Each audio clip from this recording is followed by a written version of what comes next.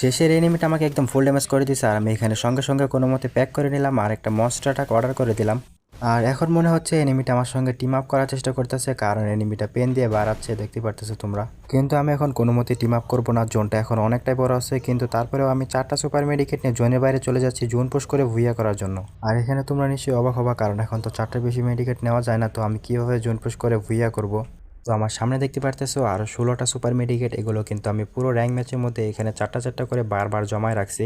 আর আমার কাছে সব মিলিয়ে 20টা সুপার মেডিকেট ছিল। আর জোনটাও কিন্তু এখন অনেকটাই বড়, আর আমার কাছে এখন অনেকগুলো সুপার মেডিকেট আছে। তো তোমরা যারা এখনো ভিডিওতে লাইক করো না, অবশ্যই একটা লাইক করে দিও ভাই, অনেক কষ্ট করে ভিডিও বানাই কিন্তু তোমরা কেউই লাইক করো না। আর আমি যদি ম্যাচটা ভুইয়া করতে পারি তাহলে অবশ্যই তোমরা চ্যানেলটা সাবস্ক্রাইব করে দিও। এখন হয়তো এনিমিটা চিন্তায় পড়ে গেছে, কারণ আমি এতক্ষণ ধরে জোনের মধ্যে অ্যালাইভ আছি কি করে। আর এনিমিটা হয়তো এটাও ভাবতে পারে যে আমি জোন হ্যাকার, কারণ ভাই এখন তো আর জোন পোস্ট করে ভুইয়া করা সম্ভব না, শুধুমাত্র এইভাবেই ভুইয়া করা যায়। তো এখন জোনটা সাদা হয়ে গেছে আর এনিমিটাও জোন পোস্ট করছে, দেখা যাক এনিমির সঙ্গে জোন পোস্ট করে ভুইয়া করতে পারি কিনা। আর আমার কিন্তু ভুইয়া হয়ে গেল।